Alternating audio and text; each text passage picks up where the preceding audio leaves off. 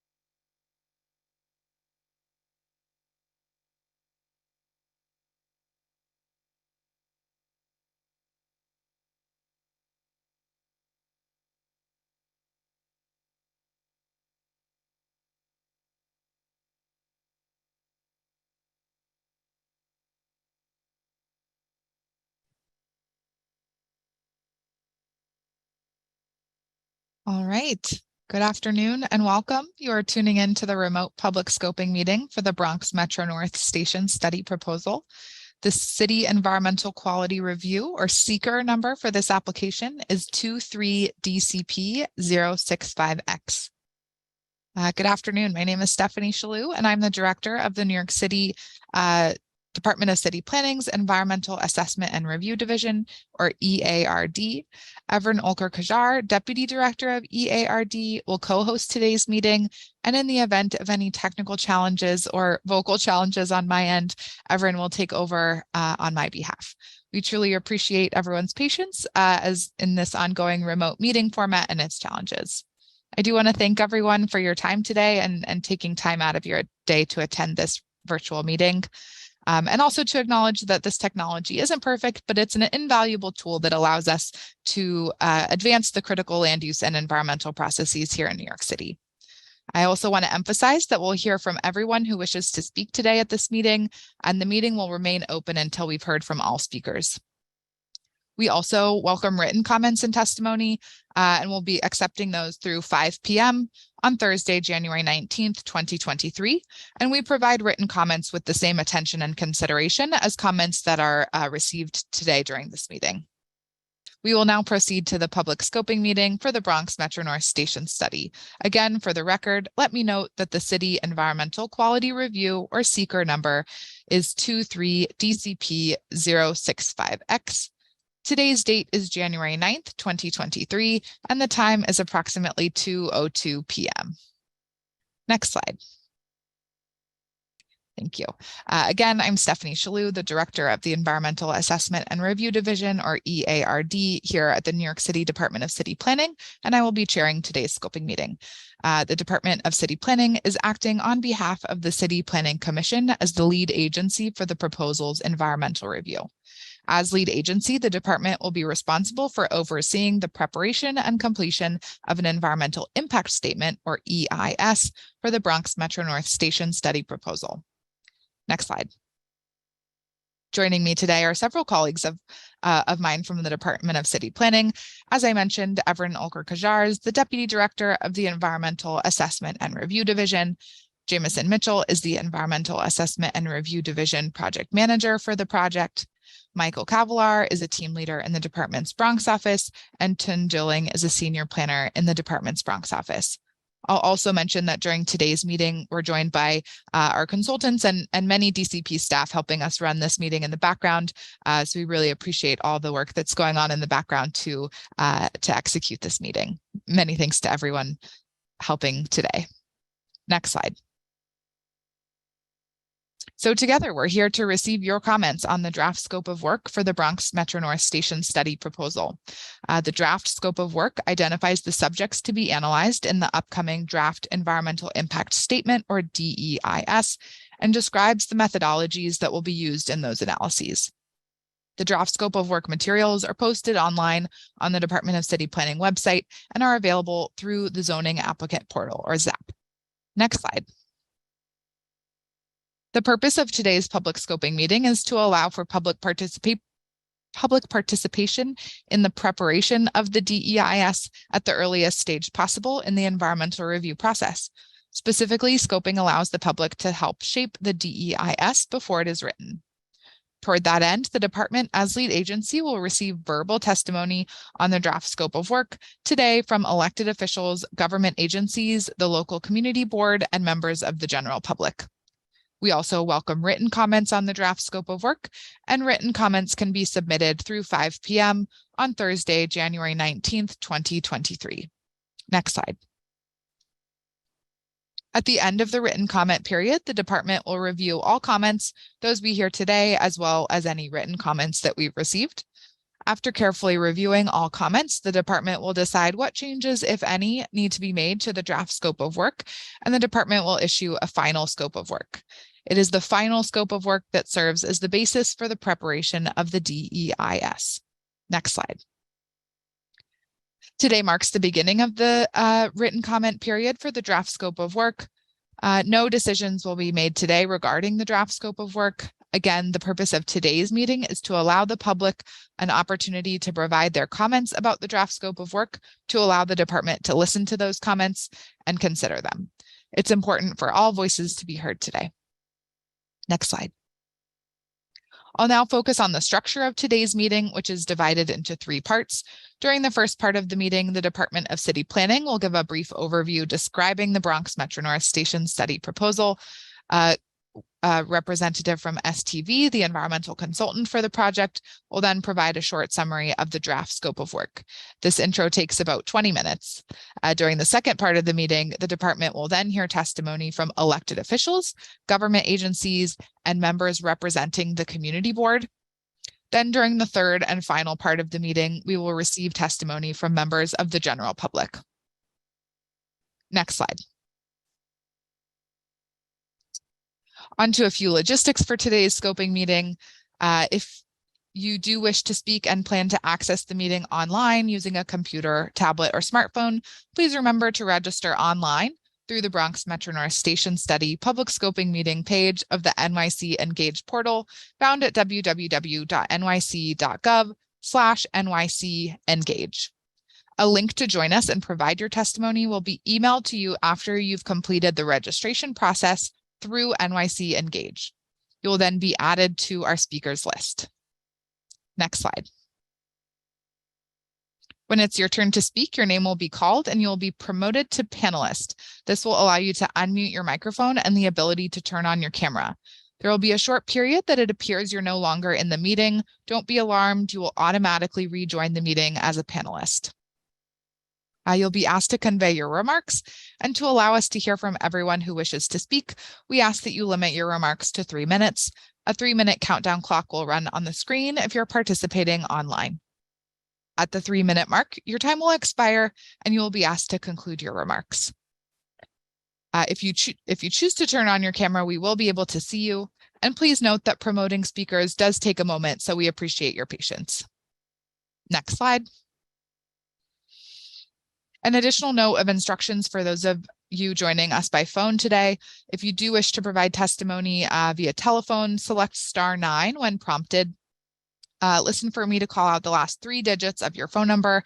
At that point, you'll be given the temporary ability to share your testimony.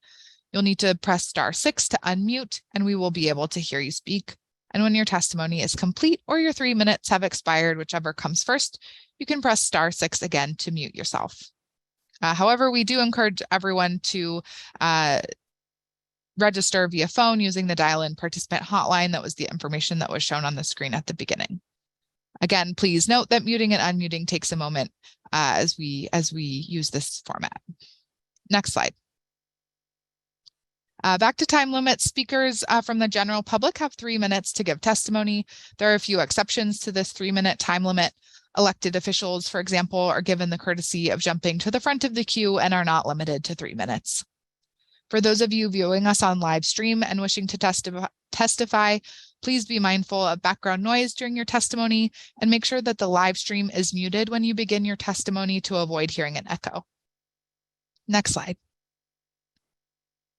If you wish to submit written testimony, it may be submitted to the Department of City Planning. Our mailing address is shown here on the screen. It's 120 Broadway, 31st floor, New York, New York, 10271. Attention, Stephanie Shalou. You can also submit email comments to the email address shown here. It's 23dcp065x_DL@planning.nyc.gov. This information can all be found on the NYC Engage portal and the DCP website. We will accept comments again through 5 p.m. Thursday, January 19th, 2023. Next slide. All right, if you missed the instructions, please visit NYC Engage in the upcoming meetings page for instructions on how to participate and provide testimony. We'll now move on to the first part of our meeting, where members of our Bronx office at DCP will provide an overview of the proposed project. I'll turn it over to you, Michael. Thank you, Stephanie.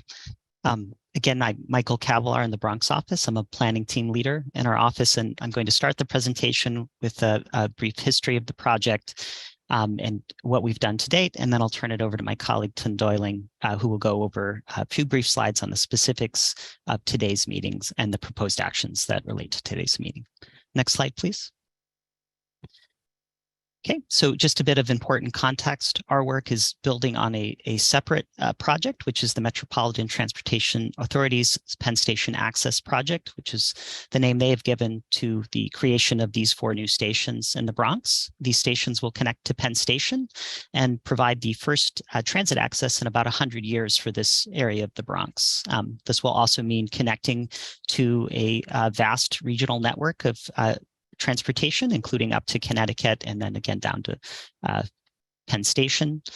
This will also be an opportunity to bolster equity and regional connectivity in the area, including by providing new transit options to residents of the Bronx. All of the stations that will be constructed will be ADA accessible as well, and again will be sited in what are currently underserved regional rail areas. Next slide, please. So the 4 stations, as many are likely aware, will be at Co-op City, Morris Park, Parkchester, Van Nest, and Hunts Point. These stations, again, will connect to Penn Station, but they will also provide access up to important centers up in Westchester County and beyond in Connecticut. About 500,000 Bronxites live within a mile of these stations. And there are also numerous job centers within the areas, including at Morris Park and then at Hunts Point as well. Construction has already begun on the stations, began in 2022, and the service and the station completion is set to begin in 2027. Next slide, please. Okay, so just a bit of the history on the Department of City Planning and the city's role in this planning work. The MTA will build the stations. The Department of City Planning and the family of city agencies are really doing the planning work around the stations to ensure that they're thoughtfully integrated into the surrounding communities and they're as beneficial as possible to the residents of the Bronx. To do this work, we launched a study in July of 2018 formally to begin planning work around the stations. We've looked at everything from needed public infrastructure investments such as schools and parks to safe access to and from the stations to housing and much more. This has also led us to implementing the plan will lead to some important investments in the areas that have been identified throughout the planning process or that will be identified, including as part of this environmental process. And additionally, at the Parkchester, Van Nest, and the Morris Park stations, we've identified opportunities to grow both housing and jobs specifically at those stations. And just to note that that was also prioritized in a previous study led by the Department of City Planning, the Sustainable Communities in the Bronx Plan, which was released in 2014. Next slide, please. So just quickly again on the timing, the study launched in the summer of 2018. Throughout the fall and the spring of 2019 and into the summer of 2019, we held a number of focused workshops on each of the station areas. These were held out in the community. So Parkchester, Van Nest, we've had multiple workshops at St. Raymond's Elementary School. And for Morris Park, we've held a number of workshops over on Montefiore's campus. We initially released some recommendations in the spring of 2019 to share back with the community and hear back input on those. In the spring of 2021, we held a remote open house at a time when we weren't able to be out in person. That included a mix of videos and interactive surveys, remote sessions, and office hours. And based on that, we updated our recommendations and offered opportunities to provide feedback on those. And so where we are now is just about a month ago, we held some remote sessions sharing the details specifically for recommendations related to land use changes, open space, and jobs and workforce development planning for Parkchester and Morris Park. And so that brings us to today, our scoping session. And we just want to note that up until the stations open, we will be continuing to do our planning work. We are looking forward to continued engagement with the public into the spring and beyond. And we encourage everyone to sign up for our mailing list if you haven't already, so you can stay up to date on all of that. Next slide, please. The neighborhood planning exercise has a number of goals. A very important goal is an equity and wellness goal. We think these stations offer an opportunity to both think about wellness and recovery in the Bronx, but also to help understand how existing job centers, such as the healthcare institutions at Morris Park, might continue to thrive and grow within the borough. We recognize that the service itself will significantly reduce travel times, but we want to be focused as a city family on any barriers to taking advantage of that service, whether these be physical or programmatic or other. And of course, the equity and wellness component includes working to make sure that these jobs are brought closer to Bronxites, and we're doing everything we can to help connect Bronxites to jobs not just in the borough and beyond. And which sort of brings us to our second bucket, where we've been thinking about jobs both in terms of strengthening existing job centers and growing the existing job centers in the Bronx, but also increasing access to jobs in the region, and then really focusing on what it means to remove barriers to connect Bronxites to good jobs in the borough, the city, and the region at large. We want to support healthcare. Morris Park itself today is already one of the 10 largest job centers in the city, and it has quite a network and ecosystem of healthcare jobs and life sciences jobs today. But finally, we also recognize this as an important opportunity to grow housing near new service and new transit stations that, again, connect not just to the borough and the city, but to the region at large. Next slide, please. For more details on the planning work, we encourage anyone that hasn't yet gone here to visit our website at www.cqr www.nyc.gov/BMNS. You'll find recommendations listed on the website per station that cover these three major categories, which are vibrant communities, connected communities, and working communities, and really touch on every possible aspect of the planning work, again, from housing to transportation to parks to community resources and a lot more. Next slide, please. Okay, so before I hand it off again, just a reminder about the planning work and the way this has been structured. We do have the 4 stations at Co-op City, Morris Park, Park Christopher Van Nest, and Hunts Point. The purpose of today's meeting is to focus on the proposed land use actions at Morris Park and Park Christopher Van Nest. And for that, I'm going to hand it off to my colleague, Tim Doyling. Thank you, Tim. Thank you, Michael, and good afternoon, everyone, and thank you for joining us today. My name is Teun Doyling, Senior Planner in the Department of City Planning's Bronx office. As Michael mentioned, the proposed land use actions focus on the Park Chester Van Nest and Morris Park station areas. I will now briefly discuss the existing character of the neighborhood surrounding these 2 future train stations before discussing the proposed actions and their purpose and need. Next slide, please. The Morris Park station area is today a mix of institutional campuses and industrial uses close to the existing rail line, and the Morris Park residential neighborhood to the west, which centers around the Morris Park Avenue commercial corridor, as you can see here on the slide. Next slide, please. The Park Chester Van Nest station area ties together 2 neighborhoods, the Park Chester's planned community to the south and the lower scale Van Nest neighborhood to the north. And the station area is a mix of housing typologies and local retail corridors, including East Tremont Avenue. Next slide, please. A set of land use actions is proposed that affects an approximately 46 block area near the future Park Chester Van Nest and Morris Park stations and along major corridors, for example, East Tremont Avenue, Bronx Hill Avenue, and also East Chester Road. We call this area where 1 or more land use actions are proposed the affected area. As you can see here on the slide, it's shaded in red. This area lies in several community districts, 9, 10, and 11, as well as several city council districts. In general, the goal of the proposed land use actions is to leverage the new train stations, and as Michael said, coming online in 2027, that's expected, and then to leverage the new train stations for new housing, jobs, and services. Next slide, please. Now we take a closer look at the purpose and need for the proposed land use actions. And an important goal is to allow for housing growth, including permanently affordable units near the new train stations. Other goals include allowing for neighborhood and commuter serving retail, especially along key corridors and near the planned stations. Also to increase the number of job generating uses in the Morris Park station area is an important goal, and Morris Park is already an important employment center in the Bronx. Next slide, please. As I mentioned, a set of land use actions is proposed, and that includes zoning map amendments, zoning text amendments, as well as some other actions. In terms of zoning map amendments, the Department of City Planning proposes changing the existing zoning to zoning districts that better accommodate the study's objectives, for instance, by allowing residential uses where they are currently not permitted, as well as mapping a special Bronx MetroNorth district. An important proposed zoning text amendment is to map mandatory inclusionary housing, where new housing is allowed under the future zoning, and that will ensure that a portion of future housing units will be set aside to be permanently affordable. Finally, the agency proposes mapping and demapping portions of several streets in the area, and that would, for instance, allow for the expansion of an existing neighborhood park, as well as the potential disposition of a portion of city-owned property. Next slide, please.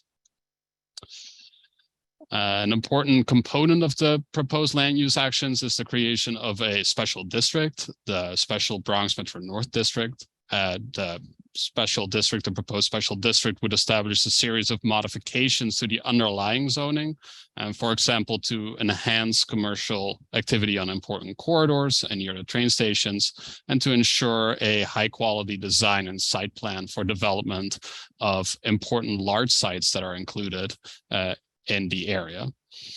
Also included in the proposed land use actions is the expansion of the transit zone to include several blocks on Bronx Hill Avenue, located close to the future Parkchester Van Ness station. Now I will hand it off to Kelly Bird, representative of STV, the environmental consultant for the Bronx MetroNorth Station study, and she will provide a brief overview of the City Environmental Quality Review, or CEQR, process, as well as the draft scope of work. Thank you. Good afternoon. My name is Kelly Bird from STV Incorporated, and I will provide the overview of the draft scope of work, which will provide the framework for how the DEIS will be prepared. Next slide, please. The DEIS will be consistent with the guidelines of the City Environmental Quality Review Technical Manual, also referred to as the CEQR Tech Manual, which is the standard guidance document for environmental analysis and review in the city. CEQR is a disclosure process by which decision makers evaluate the potential environmental consequences before approving a discretionary action.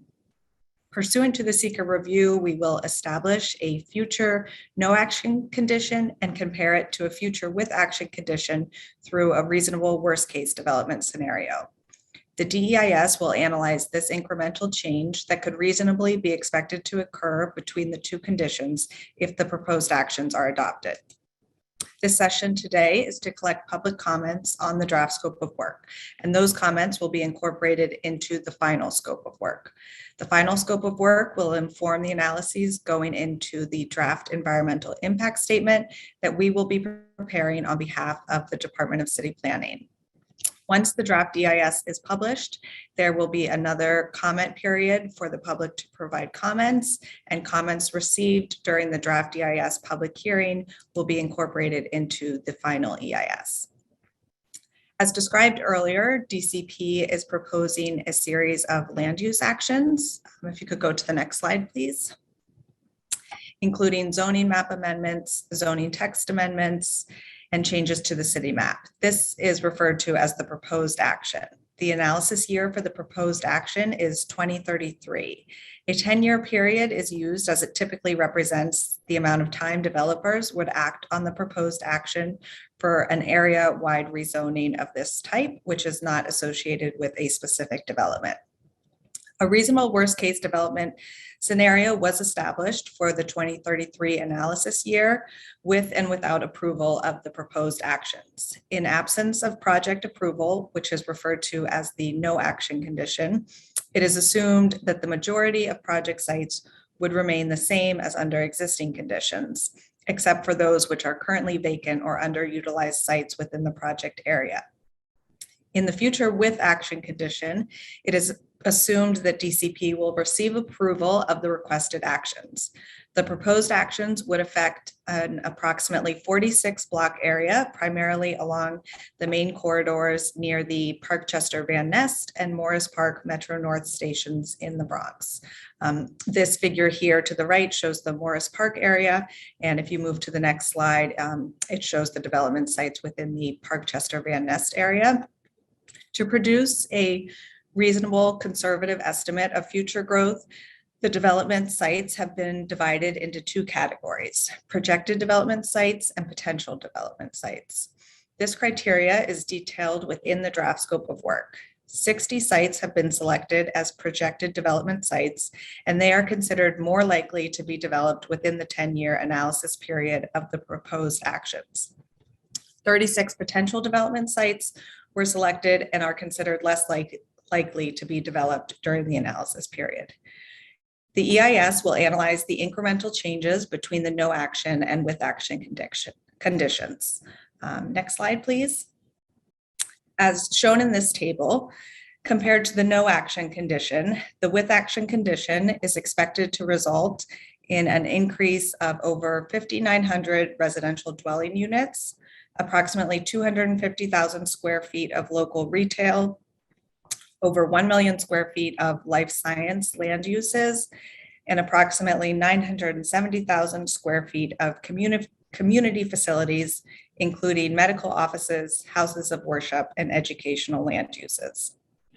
The proposed actions are also expected to result in a net decrease of about 117,000 square feet of office space and over 150,000 square feet of industrial land uses, including warehouses, auto-related uses, and manufacturing. The proposed actions would add over 16,000 residents and nearly 7,000 daily workers to the project area. This incremental change between the no action and with action reasonable worst case development scenario, which is highlighted here in red, serves as the basis of the impact analysis of the DEIS. Next slide, please. As detailed within the draft scope of work, the reasonable worst case development scenario will trigger analysis of 18 impact categories outlined in the CEQR technical manual. The draft scope provides a detailed outline of how these technical areas will be examined, and for each of the technical areas, it identifies the study areas, types of data to be gathered, and how these data would be analyzed and potential impacts quantified. Per the guidance of the CEQR technical manual, the proposed project would not warrant analysis of natural resources. I will briefly discuss a few of the technical areas to be analyzed in the EIS.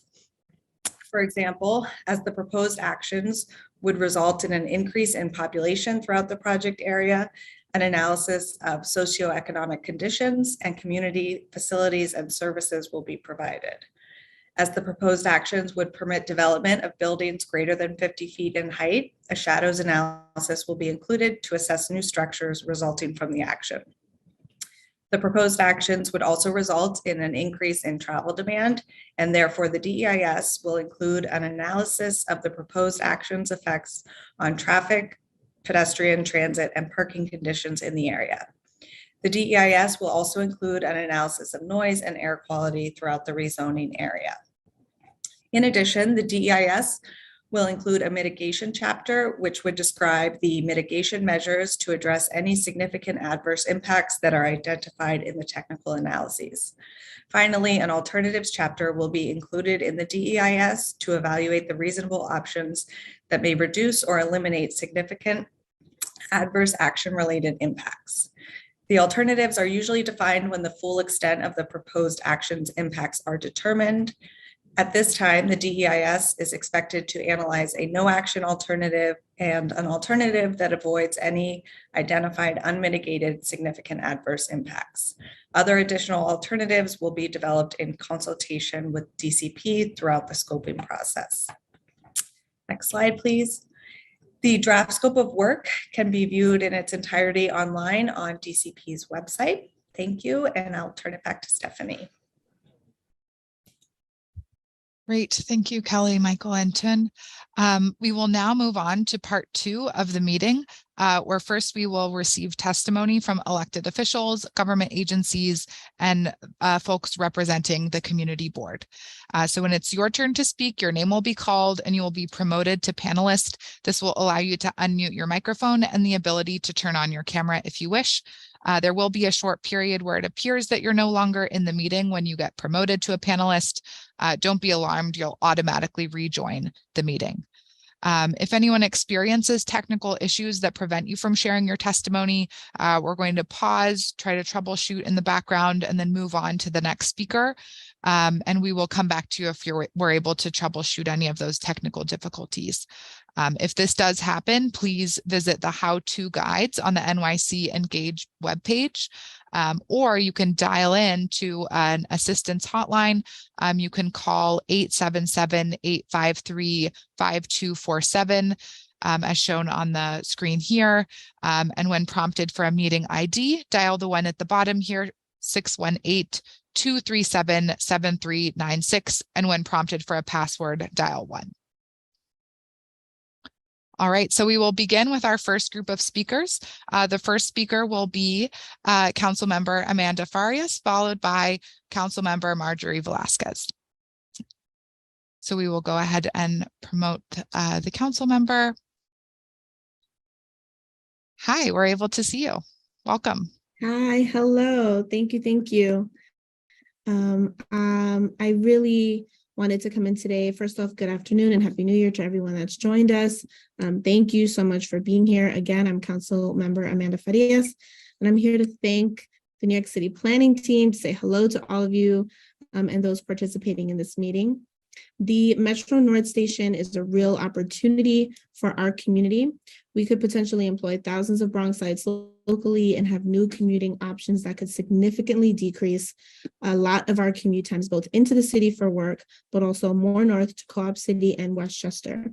The less time we have to spend on transit, the more time we get to spend with ourselves, our family and friends, and in our community. Ahead of the ULURP application process, it is crucial that the city gathers input from the community on all proposed projects, rezonings, housing, commercial spaces, and more. Today's meeting is about just that, collecting your input and feedback. Make sure to use this time to express what is important for you to see and what your deal breakers are. I will continue to work in coordination with all of you and my neighboring colleagues in the council and state to ensure the Bronx Metro North Plan meets the needs of the Bronx first and is directly for the benefit of you and the public. So lastly, the last thing I want to say is this is the process that we all want to participate in to ensure that the issues that are being prolonged in our community or the successes and the enhancements we want to see, the investments that we deserve, really come through within this project.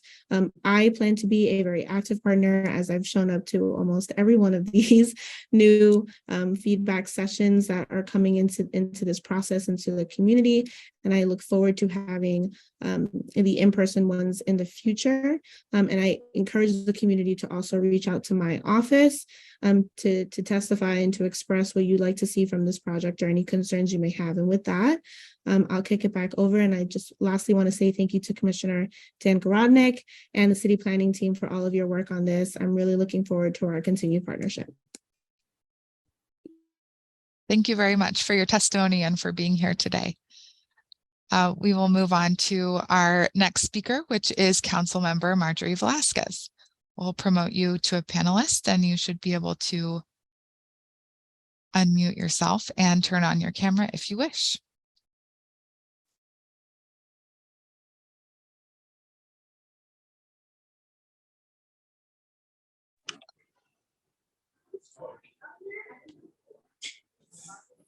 Hi, everyone. Good afternoon. And thanks again for everyone showing up today.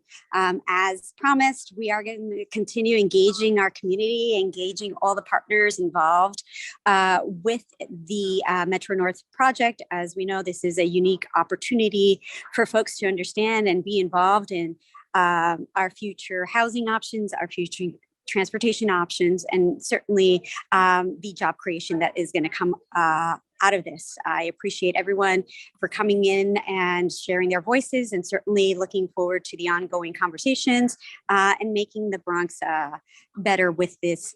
So thank you all. Thank you very much, Council Member. Appreciate your time today.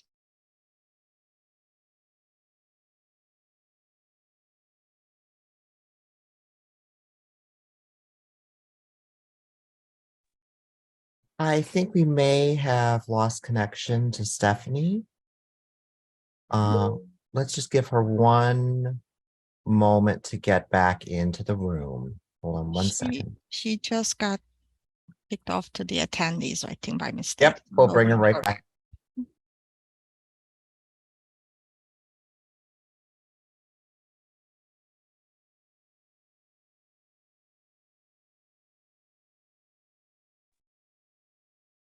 Great. Thanks, everyone. Experienced my own warning about it taking a moment to be promoted to panelist. All right. Thank you. We'll move on to our next speaker here in this group. That is Cynthia Prisco on behalf of Council Member Riley's office. Don't know if this person is in the room. Can anyone in backup house confirm? I do not see her in the room. Okay. I believe that brings us to the end of this group of elected official speakers. So now we will move on to part 3 of the public scoping meeting, where we will hear testimony from members of the general public for up to 3 minutes.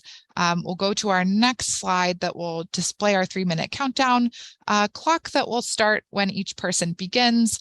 Again, the same protocol applies. When it is your turn to speak, your name will be called and you'll be promoted to panelist, which, speaking from personal experience, now does take a moment and allows you to unmute your microphone and turn on your camera if you wish. Again, there will be a short period that appears you're no longer in the meeting, but you'll automatically rejoin. Please remember, after the 3 minutes have passed, you will be asked to conclude your remarks. And if speakers experience any technical issues that don't allow them to participate, we'll pause, move on to the next speaker, and troubleshoot in the background. Again, those how-to guides to participation are on the NYC Engage website. And again, that number is 877-853-5247. And the meeting ID is 618-237-7396. And when prompted for the password, dial 1. All right, we will now move on to our participants who have registered to speak online. The first speaker here is Mamie Johnson.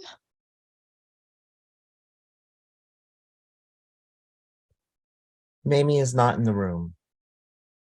Okay, we'll move on to our next speaker and skip this person and come back to them if they join at a later time. Our next speaker then will be Pedro Estevez. Pedro is not in the room. Okay, same applies. We'll skip this person and come back to them if they join the Zoom at a later time. So we will now move on to our next speaker, Ruben Diaz Jr. We'll promote you and you will rejoin as a panelist to provide your testimony.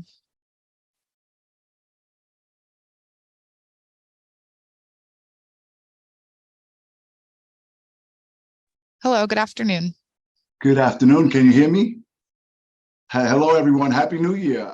Being a recovering politician, I'm going to try to stick to this 3-minute rule, even though the council members did a fantastic job at it. Let me also start by commending all of you for the work that you're doing at city planning, and your commissioner, Dan Garodnick, who I was a former colleague in government of mine. I think that by proposing this comprehensive rezoning plan, it really sticks to the spirit of what we've been trying to do, certainly in my previous life for many, many years here in the Bronx.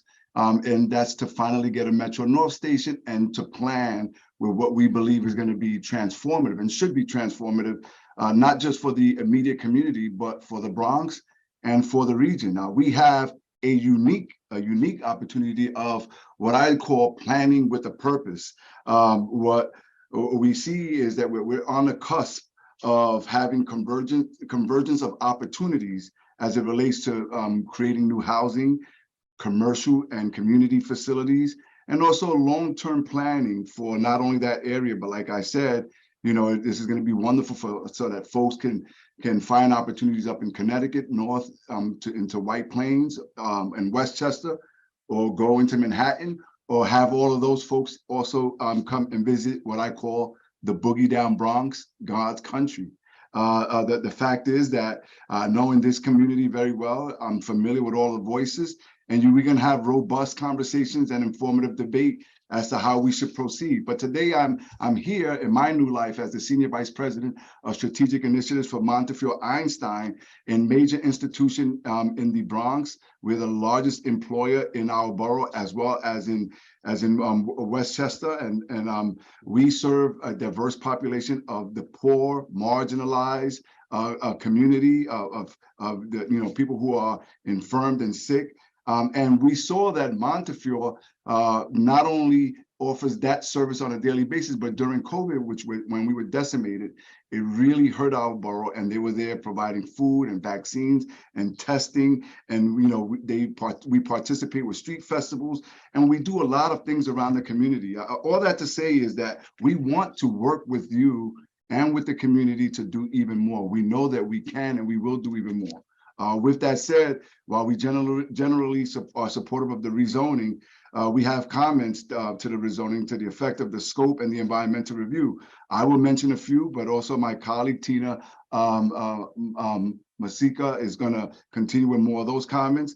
We would like to see that the rezoning area include more of the hospital's campus and off-campus sites. Montefiore Einstein is a major economic engine and healthcare provider in Morris Park in the area, and our planned growth, we want to continue to create jobs. We want to be a wellness village. We want to be the paradigm and the example for the entire nation post the pandemic. And we want you all to help us, because right now the planned rezoning falls a little bit short of the needs that we would need in order to expand. Time has expired. We're going to submit our testimony. Thank you very much.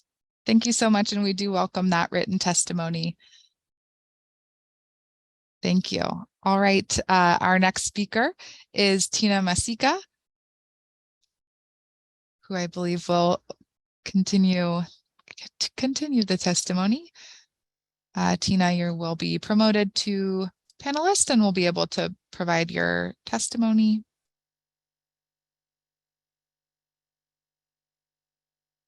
Okay, can you hear me? We can, yes, welcome. Excellent. And let me get my video on. Sorry. Okay, I'm ready. Thank you. Thank you. My name is Tina Masika. I'm the Associate Vice President of Design and Construction here at Montefiore Einstein. Montefiore Einstein, including Albert Einstein College of Medicine, has been working on a long-term master plan for its entire East Bronx campus to expand our mission to heal, teach, discover, and advance the health of the community we serve. We at Montefiore Einstein strongly support upzoning adjacent to the new Morris Park MTA train station. It's critical that Montefiore's master plan, which includes the new proposed high acuity hospital pavilion, research facility, and nursing and STEAM school, be included as major on-campus projects in the background analysis. A new cancer center adjacent will also be planned. We will be meeting with the Department of City Planning with specifics on our 5-year growth plan. Additionally, we welcome additional commercial space in the train station district for allied health education, research, healthcare, and administrative space, which will be an extension of our campus. An area of critical importance to the overall plan is the walkway along Morris Park Avenue leading to the station, and the extension of that walkway as open space from Eastchester Road to Bassett Avenue. These will provide access and visibility of the new station to those areas east of Eastchester. The plan right now is not clear on how the critical public realm improvement, which is illustrated in the city drawings, will be assured through the zoning actions. Additionally, retail and commercial uses along Morris Park Avenue and Eastchester Road leading to the station and surrounding this plaza are needed for keeping in the public and active. The scope of the environmental review should allow for retail and office uses. The analysis should consider how riders will go to and from the train station, and the extent to which this will impact local traffic, including our emergency vehicles traveling to and from the hospital. We're looking forward to providing more details related to these comments in a written testimony. Thank you. Great, thank you for your testimony, and we'll look forward to receiving the written comments as well. All right, we'll move on to our next speaker, Charlene Jackson-Mendez. Be promoted in just a moment to panelist. You'll be able to unmute yourself.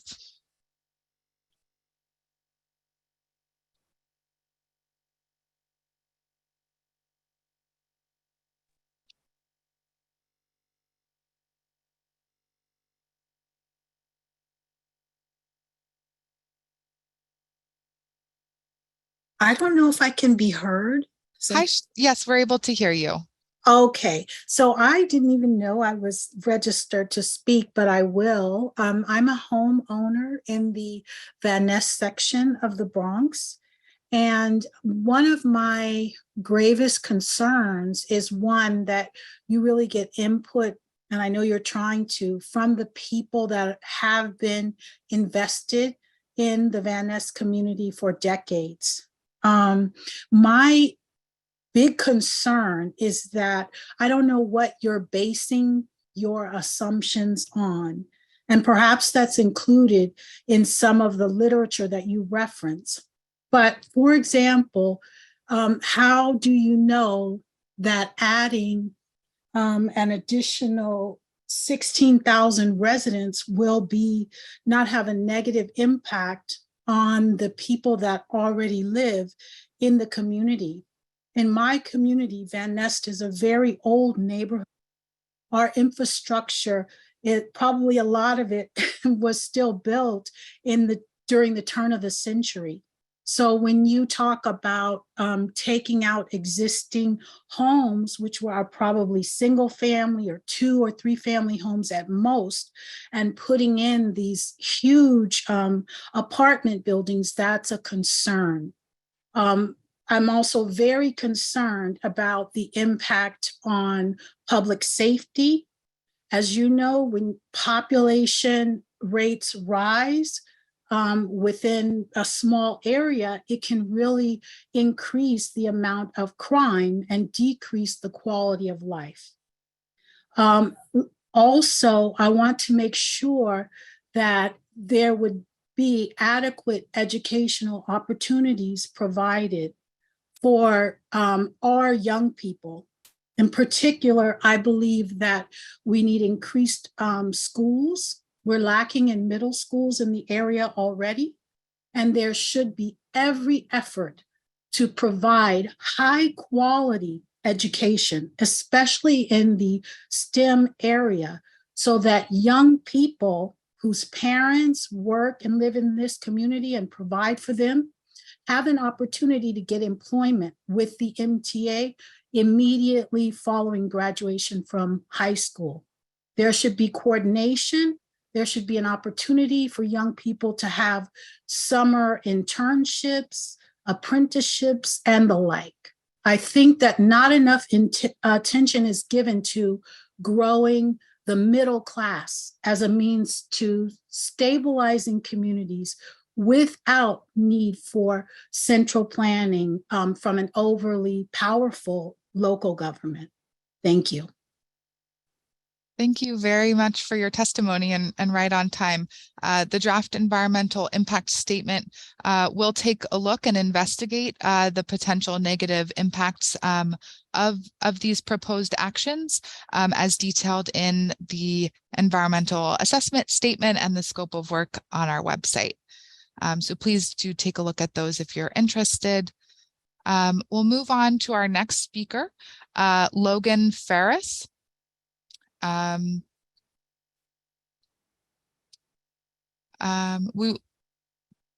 see a hand raised. We do have everyone who's registered to speak numbered here, so we'll get to you in the order in which you registered. So we will hear from you in just a moment. Logan Ferris, we're ready for your testimony. Great. Thank you, Director Grodnick and Department of City Planning for the opportunity to share testimony in support of a revised scope for the Bronx MetroNorth Station area study. My name is Logan Ferris, and I serve as the political director of Open New York. Open New York is an independent, grassroots, pro-housing nonprofit. New York is in a dire housing crisis, and the new MetroNorth stations in the Bronx create a once-in-a-generation opportunity to bring smart, sustainable, and transit-oriented housing to multiple neighborhoods in New York City. These stations will provide rapid transit service to the biggest job and entertainment center in the country, along with fast transit options to Connecticut and the entire Northeast Corridor. Unfortunately, the proposed scope of the station area study is far too narrow to meet this moment. The proposed scope does not consider any of the existing residential areas that are easily walkable to the new stations. To make matters worse, the city downsized multiple areas north of the new Morris Park station in 2005 and 2006, making it illegal to build anything other than single and two-family homes, even though DCP recognized that that area has had small and medium-sized apartments buildings since the early 1900s. If the proposed station area study is turned into a formal rezoning proposal, nothing will be done to address the 2005 and 2006 downzonings, and nothing will encourage the development of walkable, sustainable multifamily housing in the desirable residential areas near these new stations. The department should explore multifamily housing options throughout the half-mile walkshed extending from the new MetroNorth stations and other nearby subway stations. In addition, the department should explore larger multifamily options that would trigger the development of mixed income housing through the mandatory inclusionary housing program on corridors with many older apartment buildings such as Morris Park Avenue.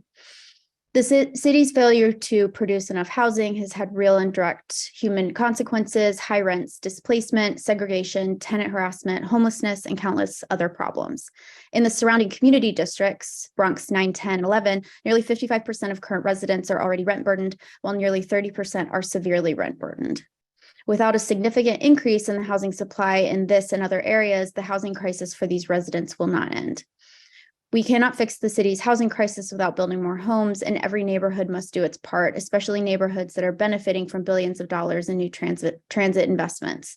The city has repeatedly called on suburban communities to allow transit-oriented development adjacent to MetroNorth and Long Island Railroad stations, and must also do so within its own boundaries. We encourage the department to revise and expand the scope of the station area study before beginning the formal rezoning process. While Open New York is most concerned about the residential areas to the north and south of the proposed Morris Park and Parkchester Van Ness stations, we also hope the department will review the zoning of all publicly owned sites near these stations in order to maximize opportunities for city financed affordable housing. Thank you. Great. Thank you so much for your testimony. Our next speaker will be Michael Case. Sorry if I'm mispronouncing your name. You'll be promoted to panelist in just a moment.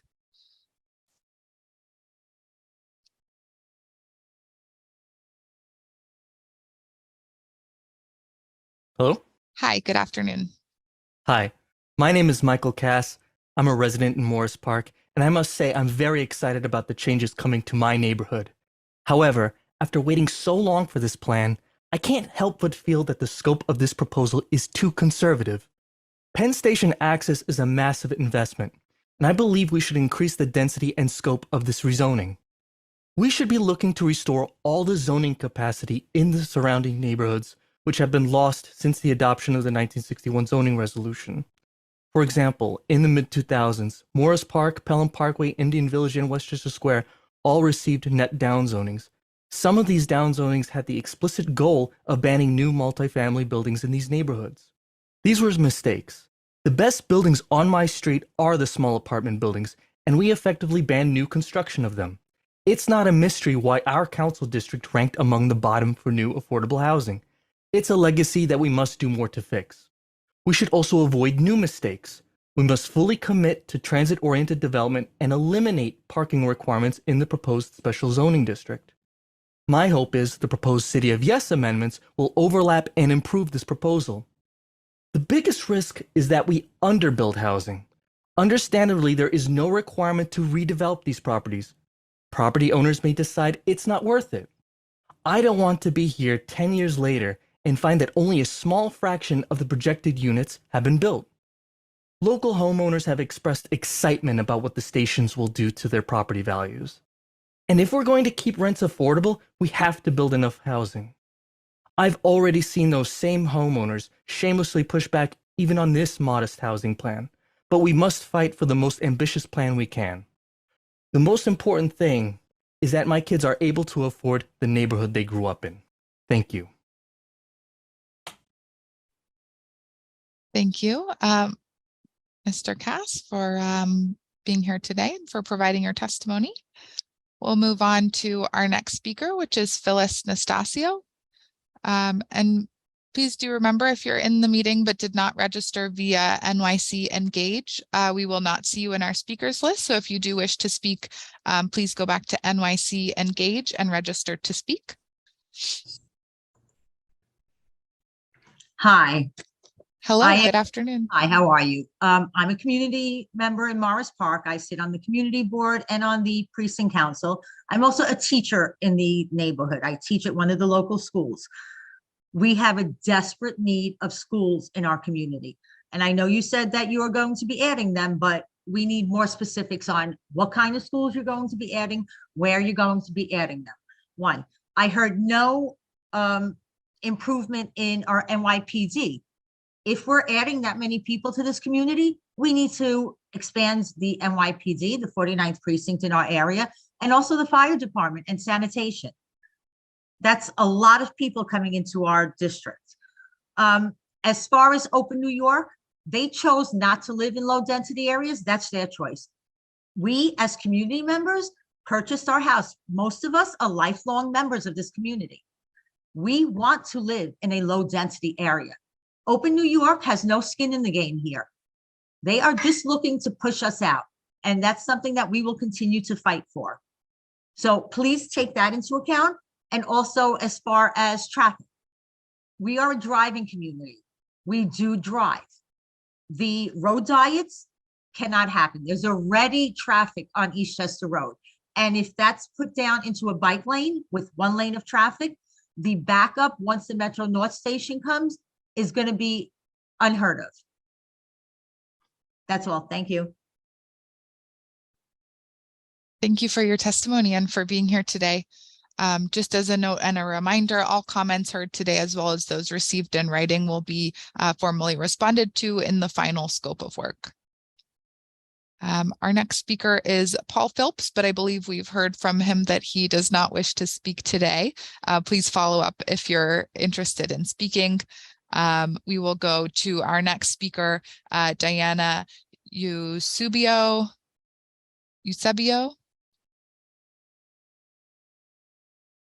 You don't see them in the Zoom.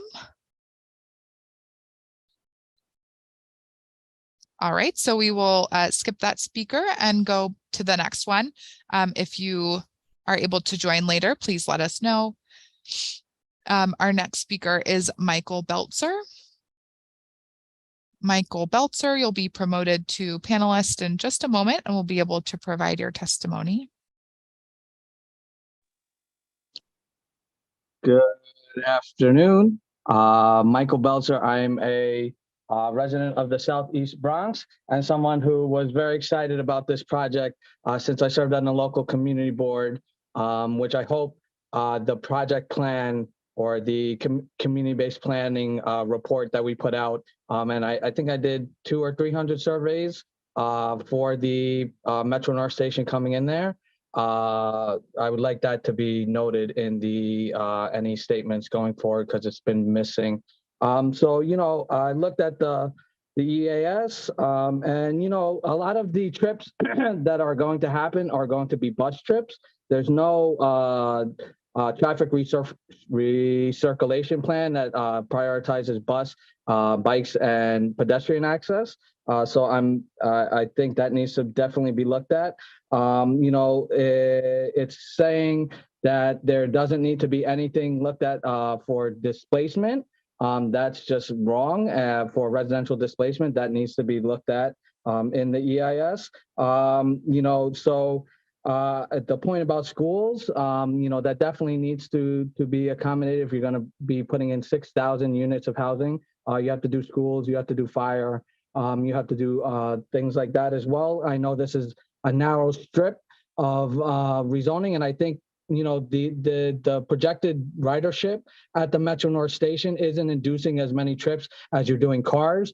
We need to get rid of the parking requirements on any of these rezonings because you're just inducing climate change and asthma onto our communities, which we don't need. That's a negative. You know, and then with the affordability, MIH is definitely not enough. That's stuck in the 2010s. We're in the 2020s, planning for the 2030s. Put in some labor standards, higher affordability targets. I mean, this should be at least 50% or more affordable housing, especially in places like Parkchester.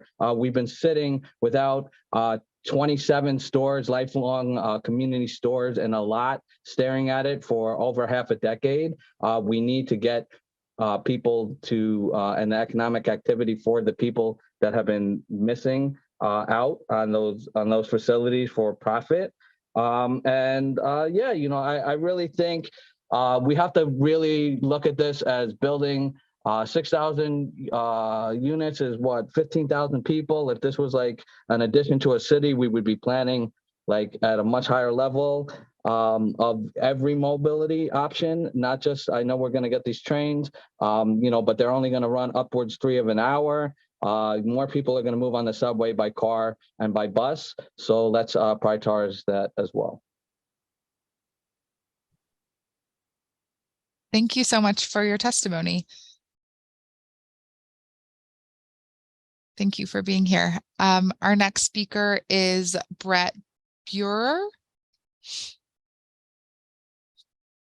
And apologies again if I'm mispronouncing the name. Brett Burer, you'll be our next speaker.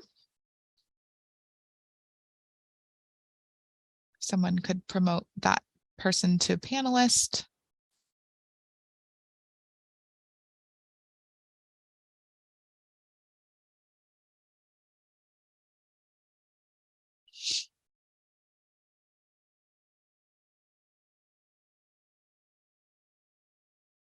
Okay, it appears that we're not able to promote this person, but if we could try to give speaking privileges.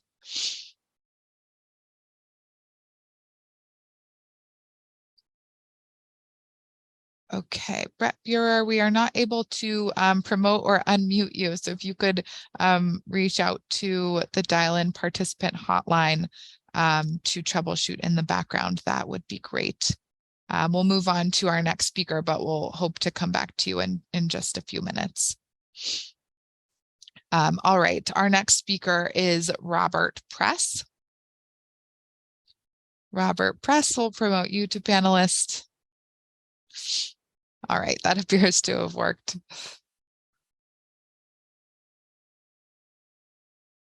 Can you hear me now? Yes, we can. Welcome.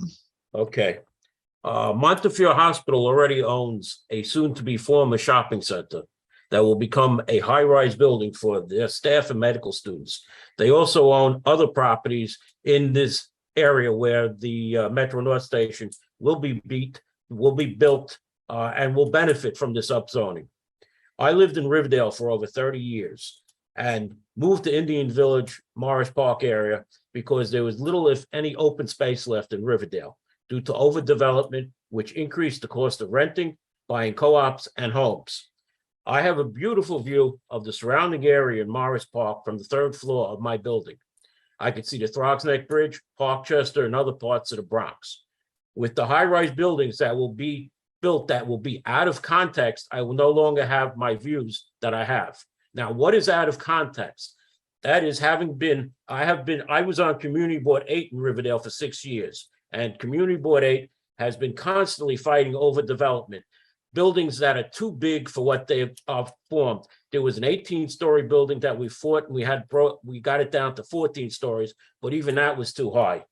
What will happen with this MetroNorth upzoning, what it will do to Morris Park, Van Nest, and yes, then there is already blocks in Parkchester that are waiting for this upzoning. They're empty, waiting. As we saw, there's a block on East Tremont, Unionport, White Plains Road that was torn down 2 years ago and waiting for buildings. If you're going to have rent-stabilized buildings, as they were in Riverdale, apartments will be empty in the future, waiting to be converted to co-ops or condo buildings. What could be the future of these high-rise buildings then and your so-called rent-stabilized or whatever tenants? Lastly, why is the Just Home proposal to house current detainees and inmates from Rikers Island who, quote unquote, are medically needed, they have medical needs that won't be able to be held at the new high-rise jails that are being built in the borough jails, but they'll be held at Jacoby Hospital. We're told there'll be at least 50 the first shot and 50 more each year will be needed. These people will have full reign to go out into the community wherever they want. Now, why is this not in this proposal that the Just Home program will be coming to Jacoby Hospital, which is right next to Einstein Montefiore Hospital and is even in part of this scoping area? Can someone please answer why this Just Home proposal is not in this EIS? Thank you. Thank you for your testimony. As a reminder, the comments received today and via writing will be responded to in the final scope of work. And if you reach out to our distribution list with questions, our project team will be able to get back to you as well. All right. Our next speaker is Arlie Rush, who indicated they would be joining us via phone.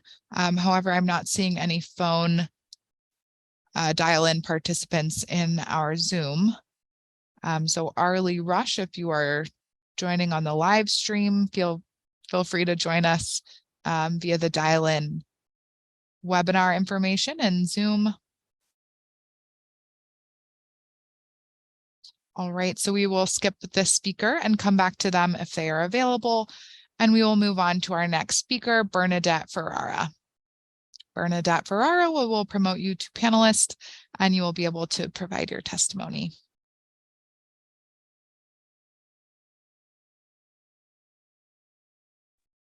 Okay. Hi, welcome. Welcome. Thank you so much. Can you hear me? Okay, fantastic. I'll start my video. Sorry about that.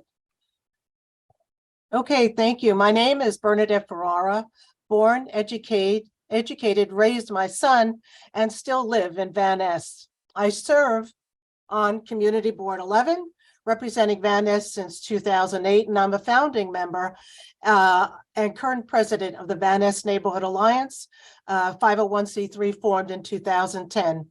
Over the past 9 years of involvement with city planning, their workshops, the MTA, meetings for community input, the focus suddenly and unexpectedly changed from pedestrian walkways and amenities and took a back seat to upzoning and housing.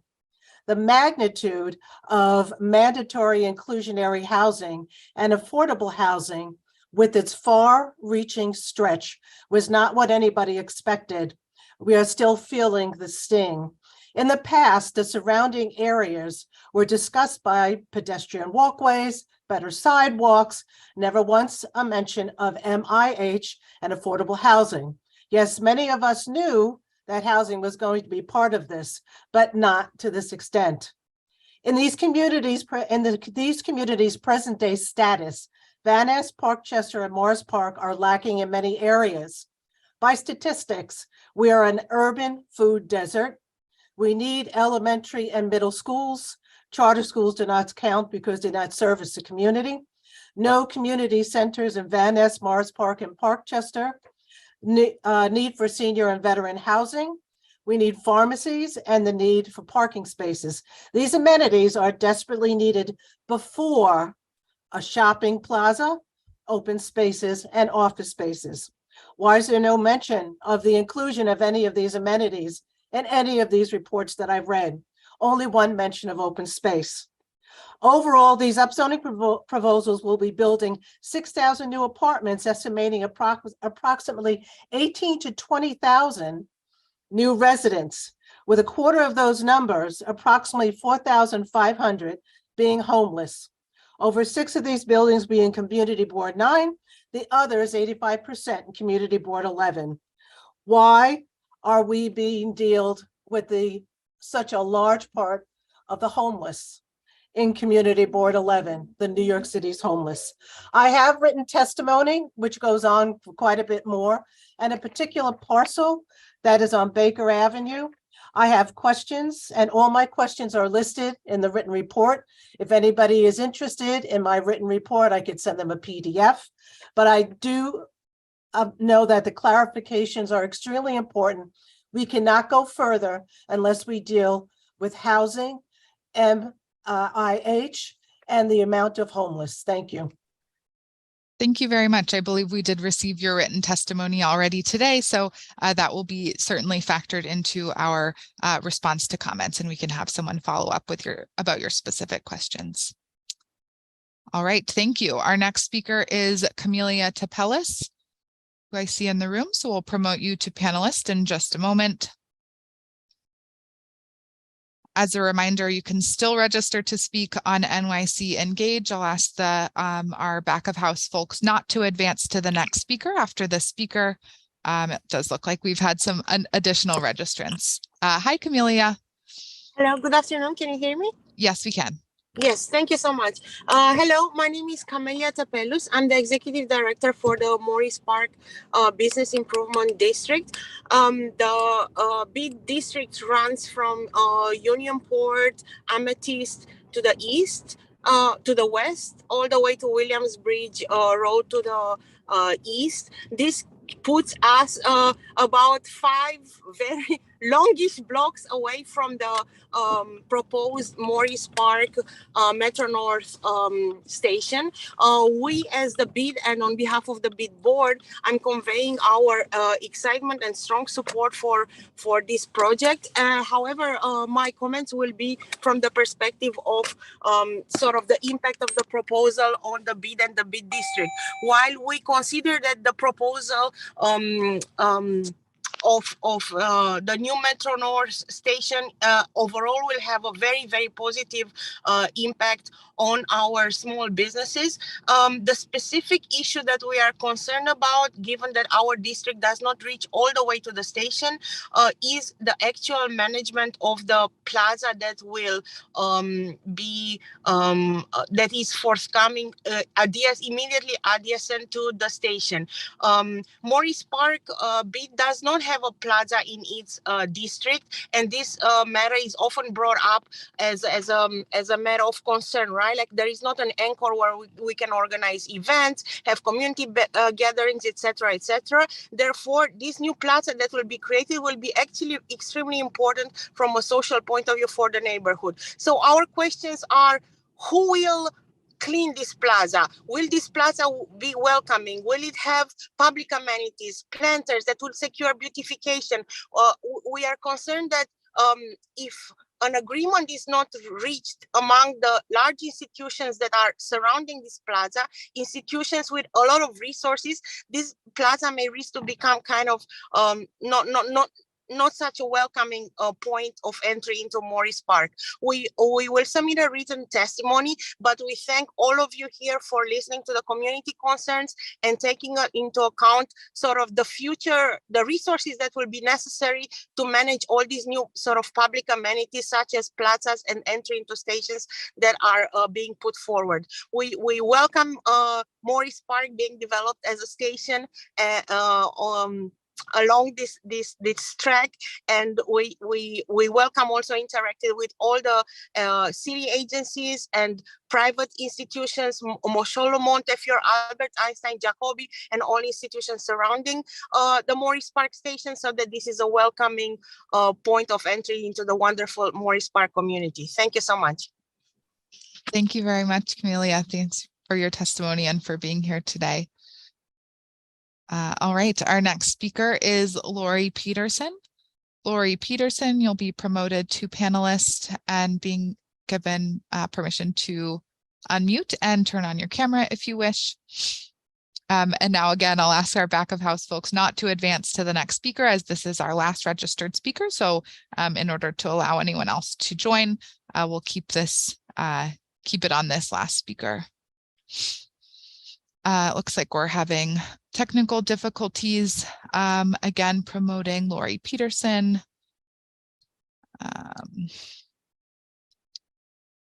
All right, so for folks that we weren't able to promote, let's see here.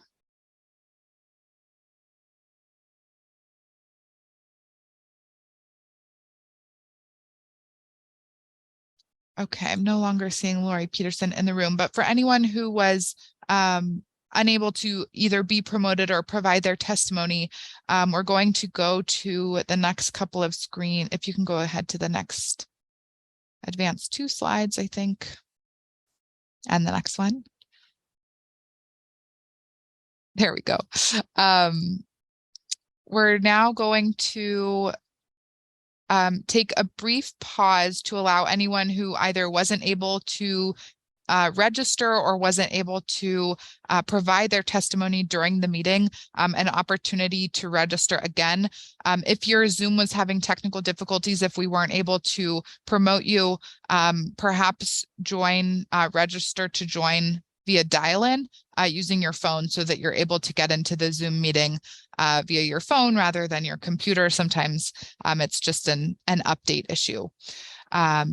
So please go to www.nyc.gov/NYC-engage to register. And again, if you are having technical difficulties, try registering for dial-in. And if you have other questions or anything that you want to ask our dial-in participant assistants, you can dial any of these toll-free numbers here at the top, and the meeting ID will be the number at the bottom, 618-237-7396. And the password will be 1. All right, so we're going to now wait for about 5 minutes. So we'll be back at 3:24. I think there should be a timer that runs on this screen. We'll reconvene at 3:24 p.m. Thanks everyone for joining and for your patience. We'll see you in a few minutes.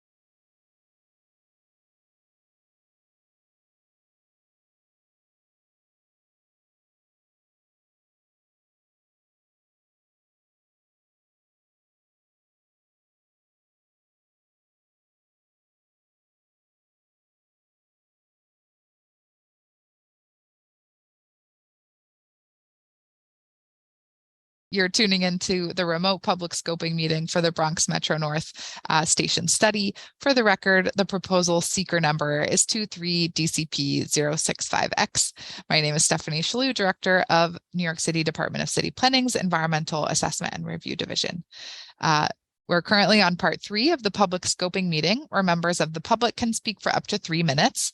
And we are taking a look at anyone who registered online during the break. It does not appear that any new speakers have registered. I'll just give a second for folks assisting in the back of house to confirm.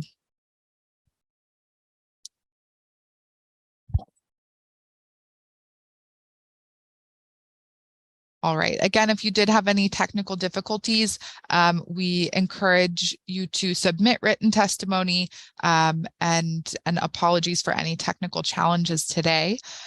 So if no one else wishes to speak at this time, we will move to close the public scoping meeting. Again, if anyone had difficulty providing testimony or wasn't able to log on, please recall that you can submit written testimony online, selecting this meeting on the upcoming, or tomorrow will be the past meetings page of the NYC Engage portal at nyc.gov/NYC-engage. You can also access through DCP's website. You can email or mail your comments directly to the Department of City Planning, and the deadline for submitting written comments is 5 p.m. on Thursday, January 19th, 2023. Our email address here, 23DCP065X_DL@planning.nyc.gov, and our mailing address, 120 Broadway, 31st floor, New York, New York, 10271. Attention, Stephanie Shalou. All right. Thank you so much, everyone, today for joining and providing your testimony. I hope you have a great afternoon. This time is now 3:28 p.m. and the scoping meeting is now closed. Thanks. Have a great afternoon, everyone.